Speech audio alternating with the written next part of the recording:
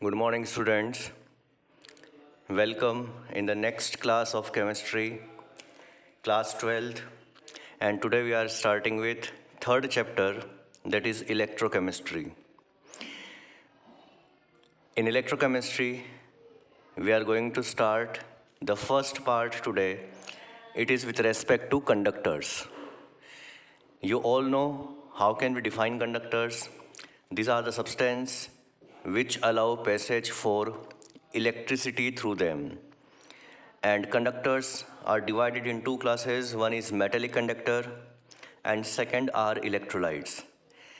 Metallic conductors, the best examples are metals. It may be copper, silver, gold, aluminium, and all the metals in fact are examples of metallic conductor.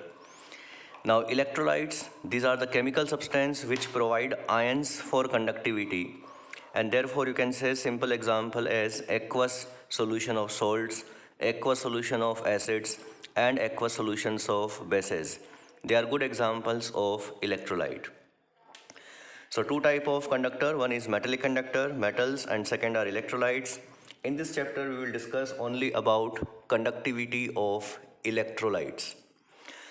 Now, some differences between the conductivity of metals and conductivity of electrolytes. The first point is, here in metals, electrons are responsible for conduction. You all know that metals have free electrons and the free electrons are responsible for conductivity or conduction. But in electrolyte, instead of free electron, here free ions are responsible for conduction or for conductivity. Metals, as you know, they act as conductor in solid state or in molten state. But here they cannot act as in solid state, they can act as conductor only in molten or in aqueous state. You have studied earlier that in solid state, here ions are not free to move and therefore these cannot act as conductor in solid state as ions are not free to move. They can act as in molten state or in aqueous state as conductor. Third difference, in metals, they never involve any chemical reaction when they act as conductor, when they behave like conductor. They do not involve any chemical reaction and therefore the metals can be used for infinite time as conductor. But in electrolyte, they undergo redox reaction. We will discuss in this chapter. They undergo in redox reaction and therefore time to time either they have to replace or they have to recharge. Otherwise they will not act as conductor after some time. The fourth and the most important difference for us, in metals the conductivity inversely proportional to temperature. But in electrolytes, the conductivity is directly proportional to temperature. Now, why it is directly proportional to temperature, we will discuss in few minutes. Why here in metals, conductivity inversely proportional to temperature. You know metals have free electrons and these electrons vibrate in between metal ions. When you increase temperature, the vibrations increase and now you can see the electrons are more close to metal ion. Because electrons are more close to metal ion, it is now strongly held by metal ion, strong force of attraction on the electron, and therefore its mobility decrease and conductivity also decrease. In other way, you can say that when we increase temperature, the resistance of metal increase. But why resistance increase, you can explain with the help of this vibrations between metal ions of electron. Now, as I told you, in our syllabus, as per our syllabus, we have to discuss only about electrolytes. Electrolytes further divided in two categories. One is strong electrolyte and second are weak electrolyte. Strong electrolyte, as you know, they are completely ionized, and weak electrolyte means they are partially ionized. Complete ionization, you can give example aqueous solution of salt, aqueous solution of strong acid, and aqueous solution of strong base. And here they are aqueous solution of weak acids and aqueous solutions of weak bases. Factors affecting conductivity of electrolyte. Now this is the first question which you can have in your exams. Factors affecting conductivity of electrolyte. Now here our main focus to check the mobility of ions. If an ion is more movable, if it can flow at high speed, if it can move at high speed, then you will say that it is better conductor as compared to the other possible ion.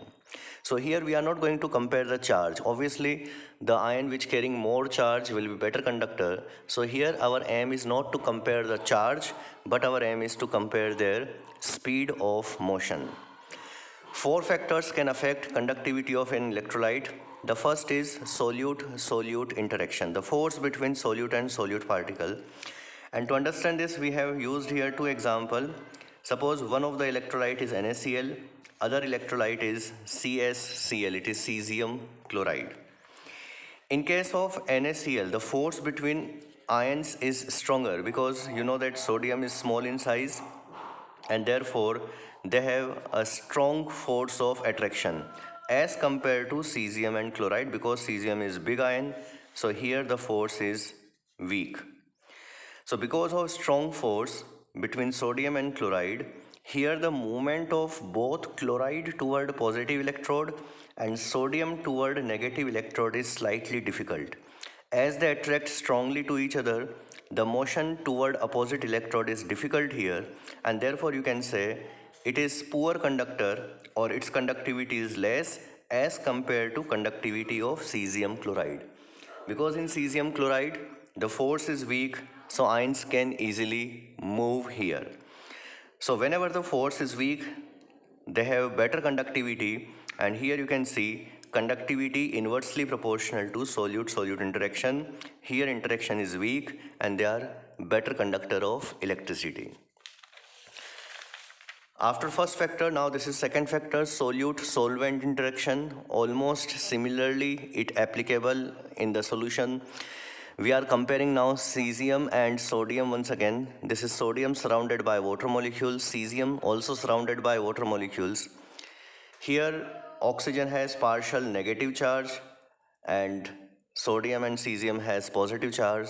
They have attractive force in between them. Because once again sodium is small in size, the force of attraction will be stronger here. In case of sodium, the force between sodium and water is strong as compared to force between cesium and water. Once again, because sodium is strongly bonded with water, so its movement toward negative electrode will be slightly difficult or slow, but cesium can easily move. So conductivity of cesium is more, conductivity of electrolyte is more if the force between solute particle and solvent particle is less. So once again you can say conductivity inversely proportional to solute-solvent interaction. Third factor, it is solvent-solvent interaction. Now solvent-solvent interaction can also be considered as viscosity. And to understand this, we are moving on a bicycle and the air is also blowing in same direction. Now here, do you think that our speed on bicycle will depend on the speed of air also? Will our speed depend on the speed of air, the direction of air also? So right answer is yes.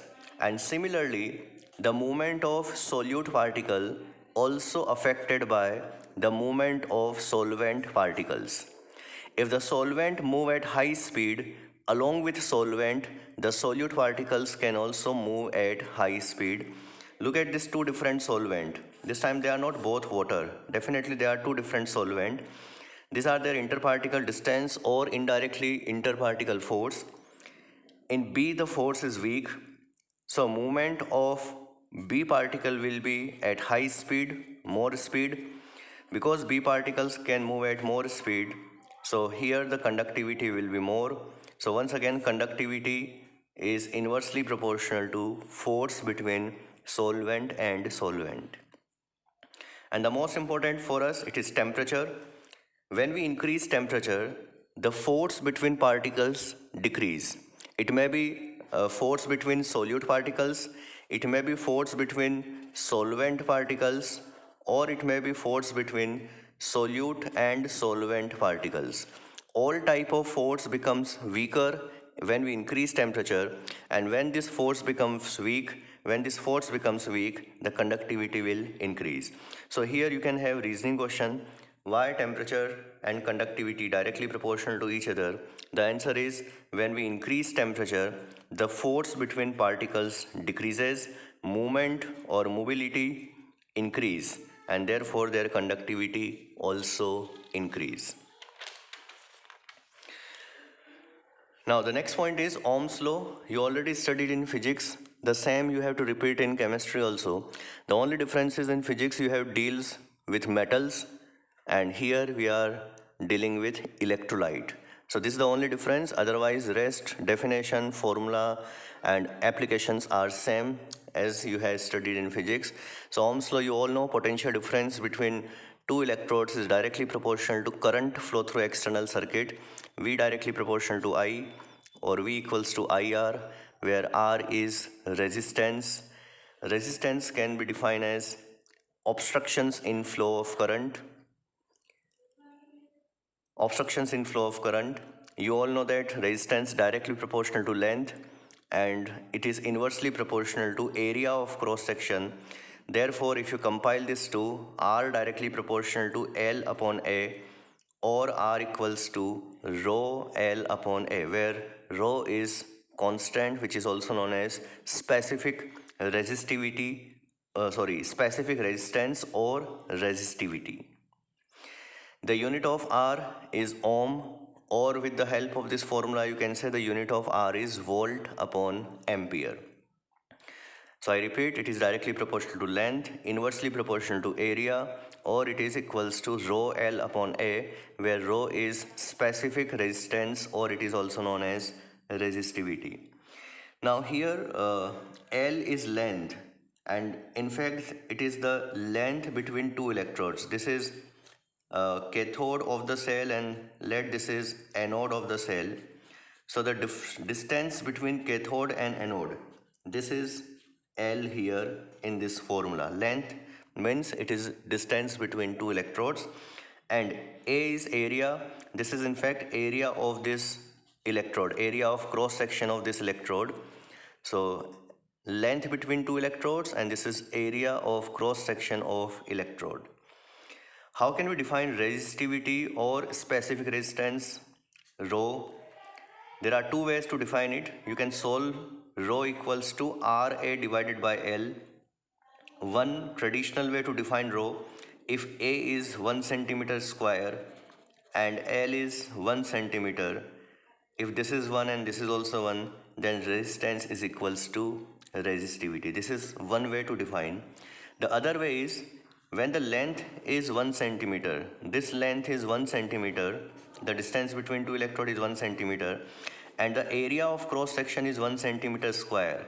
It means the total solution in between these two electrodes is now 1 centimeter cube. So this is other way to define resistivity.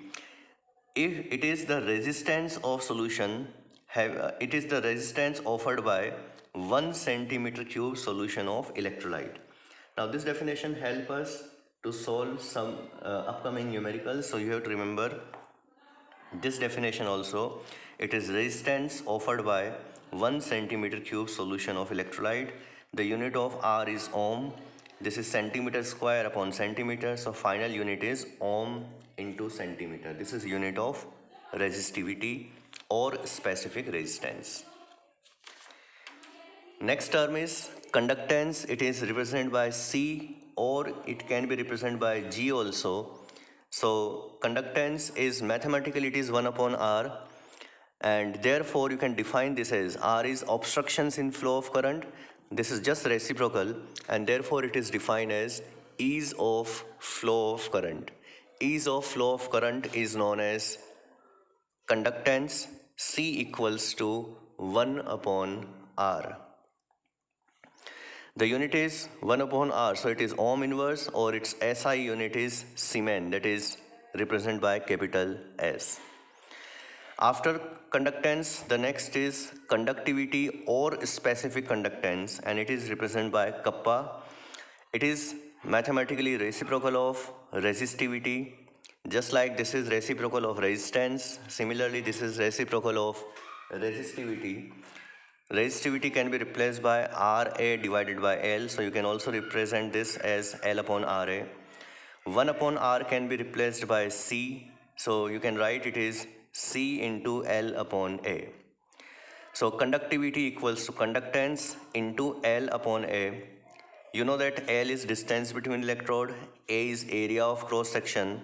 For a particular cell, both of these two variables, it means L and A, are constant for a particular cell, and therefore this is also known as cell constant.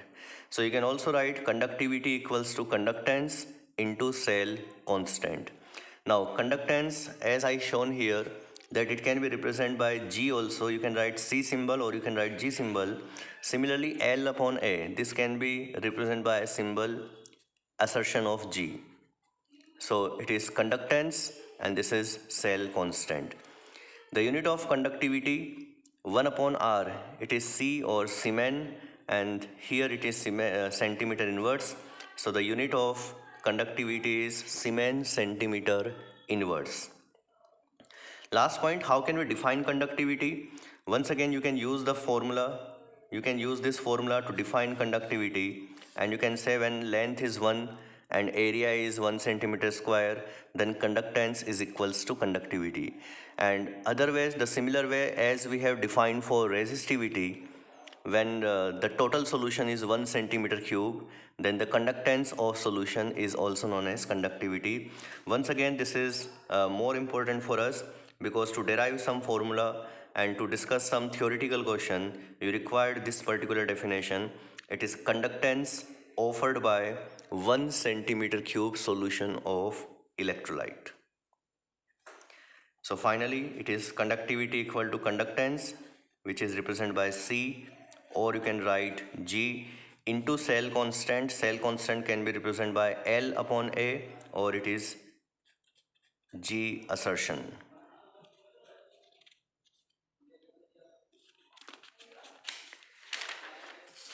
Next is molar conductivity. Now this is, I think you have not studied in physics, and therefore now pay some attention because so far we have revised whatever you have discussed in physics. This is a new term for you. It is molar conductivity, and the molar conductivity has molar conductivity represented by the symbol. It is pronounced as lambda m, although it doesn't look like lambda, but you have to pronounce this as lambda m, molar conductivity. We will use this type of lambda also, but there is a difference between these two symbols. This is used for the complete electrolyte. It means for salt, acids, or base. For example, it will be used for NaCl. And such type of symbol, proper lambda symbol, it's used for cations or anions. For example, it will be used for sodium or it will be used for chloride. So for whole electrolyte, this type of symbol is used. For particular cation or particular anion, we use this proper lambda symbol. We pronounce both as molar conductivity and both as lambda m. Now to define molar conductivity, keep in mind 3 points. And if you remember this 3 points, you can easily define what is molar conductivity. When the distance between two electrodes is 1 centimeter, you can see in this diagram, you need to capture this picture in your brain to define molar conductivity. The distance between two electrodes should be 1 centimeter. Amount of electrolyte dissolved. The amount of electrolyte dissolved should be 1 mole, which can also be represented as 1 gram mole. I hope you know that both have same meaning, 1 gram mole or 1 mole. Now in this condition, the conductance of solution is known as molar conductivity. In these two conditions, when the amount of electrolyte is 1 mole, the distance between two electrodes is 1 centimeter, conductance of solution is also known as molar conductivity. Now here, look at here, how can we define it? It is conductance of a solution having 1 gram mole of electrolyte when entire solution is placed between two electrodes 1 centimeter apart is known as molar conductivity. Now remember here, most of the students go wrong. Whenever they ask to define molar conductivity, they start conductivity of a solution. Remember, you are defining molar conductivity, but its definition starts with conductance. So it is conductance of solution having 1 gram mole of electrolyte when entire solution is placed between two electrodes 1 centimeter apart. Now you need to remember once again the definition for the next question, theoretical question.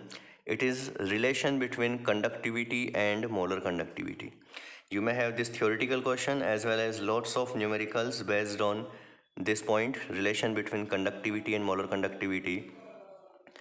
Let 1 gram mole of electrolyte, to establish a relation, we are taking an assumption. Let 1 gram mole of electrolyte dissolved in V centimeter cube solution. The total solution is V centimeter cube. 1 gram mole of electrolyte dissolved. So remember here we have dissolved 1 gram mole of electrolyte. So we are using the same condition. 1 gram mole of electrolyte dissolved in V centimeter cube solution, and entire solution is placed between two electrodes 1 centimeter apart. Once again, we have kept the distance between cathode and anode as 1 centimeter, which is requirement to define molar conductivity. Conductance of this solution is X Siemen. Siemen is unit and the quantity is X. So if you carefully look at this assumption, you will find all these three numbers which are required to define molar conductivity. It is distance 1 centimeter. You can see here distance 1 centimeter. 1 gram mole of electrolyte dissolved. So here also we dissolve 1 gram mole of electrolyte, and the conductance is equals to molar conductivity. Here the conductance of solution is X. It means this should be the molar conductivity of solution. So you can write lambda m molar conductivity equals to X. Now this is the total solution V centimeter cube. The conductance is X. Use simple mathematics here. Conductance of V centimeter cube solution. This is V centimeter cube solution, and here the conductance is X. Conductance of V centimeter cube solution is X. Therefore, the conductance of 1 centimeter cube solution, if for V centimeter cube it is X, so 1 centimeter cube solution it will be X upon V. Can you give answer here? X upon V is equals to, with which particular term I can replace this X upon V? So look at here, the definition of conductivity. It is conductance offered by 1 centimeter cube solution. Two important word here. One is conductance of 1 centimeter cube solution, and now look at here, it is also conductance of 1 centimeter cube solution. It means this is equals to conductivity. So you can write kappa here. This is lambda m equals to X, equation 1. You can mark this as equation number 2, and now you can replace X by lambda m. So these are two equations so far. Molar conductivity equals to X. X upon V equals to conductivity. This is as per the definition of conductivity. Compare these two equations. You can replace X by lambda m. So here I replace X by lambda m, and therefore lambda m upon V equals to K. Not K, it is in fact kappa. And molar conductivity equals to conductivity into V. Now here remember one very important point. V is not volume of solution. It's not only volume of solution, but it is volume of solution having 1 gram mole of electrolyte. Because if the quantity of electrolyte is not 1 gram mole, you cannot use this complete derivations or relations. So it is of 1 gram mole of electrolyte. But whenever you will be given numericals, it's not compulsory that the solution always have 1 gram mole of electrolyte, and therefore we have to replace this V with some other term which is not used only for 1 gram mole, which can used for any possible given concentration of solution. To replace this V, look at here once again one assumption. Let molarity of a solution is capital M. I hope you remember that when molarity of a solution is 2m, 2m means it is 2 moles dissolved in 1000 milliliter of solution. If it is 3m, it means 3 moles dissolve in 1000 milliliter solution. If it is 8 m, then 8 moles dissolve in 1000 milliliter. And similarly, if the molarity is capital M, it means m moles dissolve in 1000 milliliter. So here, if the molarity of solution is m, it means m moles dissolve in 1000 milliliter, or once again use unitary method, or 1 mole dissolve in 1000 upon m milliliter.